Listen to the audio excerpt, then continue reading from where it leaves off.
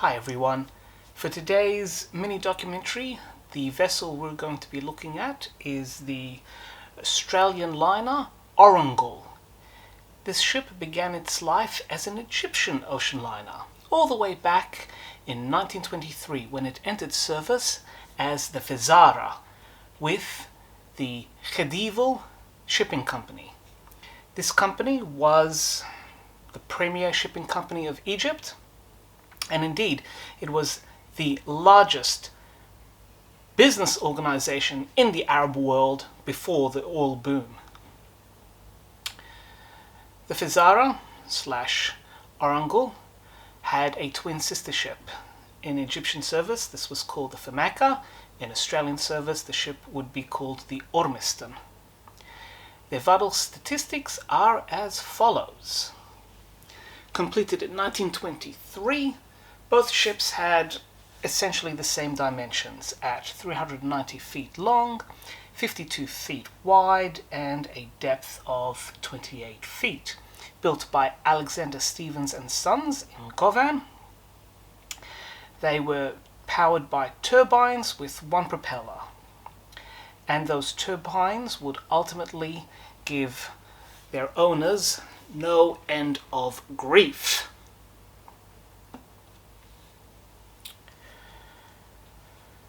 The image you saw as we were detailing the facts and figures of the Fezara reflect as much as I could research the hull and funnel colors of the company at the time.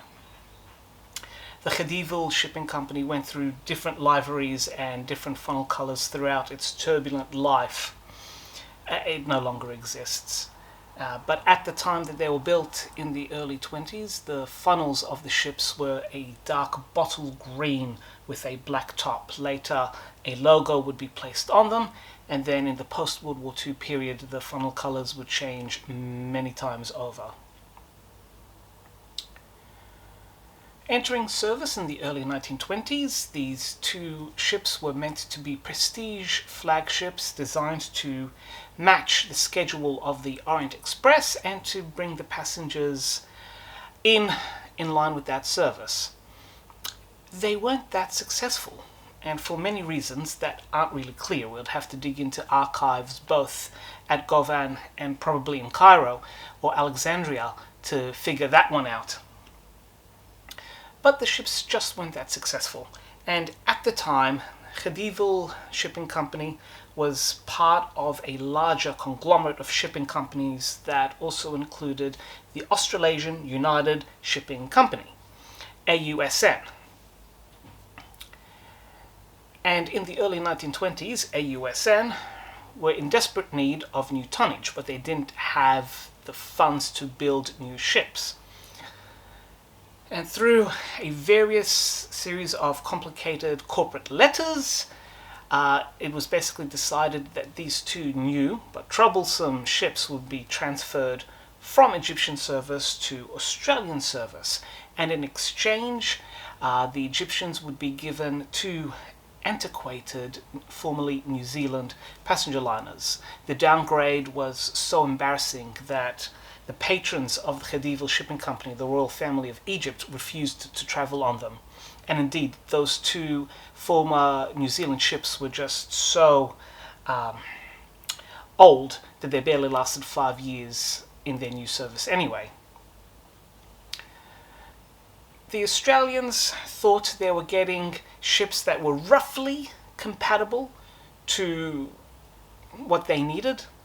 They were large ships, they had passenger capacity, and they had been built for tropical service.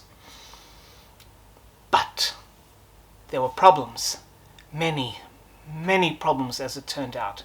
One of the big factors that affected their hesitance for acquiring these two Egyptian ships is that they didn't have refrigeration capacity. That had to be installed on the ships. They were a little too big for what the Australians needed. And when the vessels were inspected, it was found that their material condition was severely lacking. in the words of another author who basically said that maintenance was not a priority from the previous owners. And so instead of getting a good deal, the Australians were stuck with these two big vessels unfit for service and had to spend almost double the money that they had to bring them up to Australian standards. Mind you, this was money that could have been better spent on two specific new builds. Such is the way of corporate shuffling. Once the vessels were given a thorough makeover, they were renamed Orungal and Ormiston, and we will focus more on the Orungal in this talk. Entering service in the late 1920s, they really couldn't get their routine going because those turbines started to give problems, and indeed the turbines would give both ships problems throughout their careers, and was one of the many reasons why these ships could never be big profit makers. For a very brief moment in time, in the early 30s to the mid 30s, they were able to generate some good passenger loads, but factors such as the Great Depression and modern new tonnage, such as the Manunda and the Canimbla, essentially took most of that passenger traffic.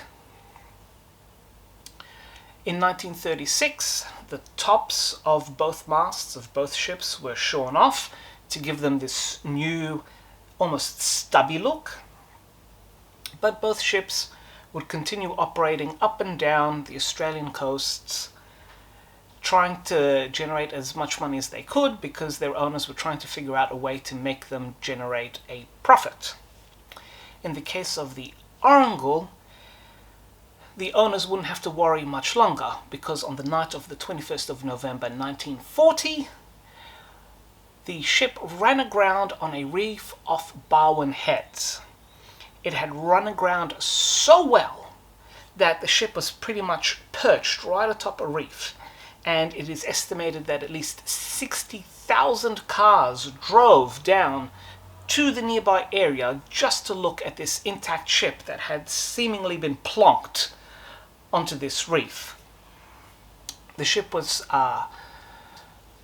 slated for salvage, and salvage preparations were going well when 3 explosions were heard in the engine room, and after the salvages were evacuated, the entire ship was engulfed in flames, and it was absolutely thoroughly burnt out. Being a completely unsalvageable wreck and being just simply now a mass of steel, the ship was sold to the famous Victorian demolishers Welland the Wrecker, and they proceeded to salvage as much of the ship as they could. However, through a combination of weakening, thanks to the grounding and the fire, and also through the forces of wind and waves, the wreck and what was left of it was pounded by the sea, and over time it broke up and fell into the seabed. And nowadays the wreck can be dived on during calm weather because it is still a reef, it is still an active surf wave zone with strong currents. But on a calm day, lots of the ship can still be discerned, hull parts, boilers even can be seen. While the Orungal met a fiery and prolonged end, its sister ship, the Ormiston, survived the Second World War despite having been hit by a torpedo in that conflict. And it struggled on in the late 40s and early 50s simply because it was the only ship available. Again, the company was still financially strapped and it just couldn't afford a new one.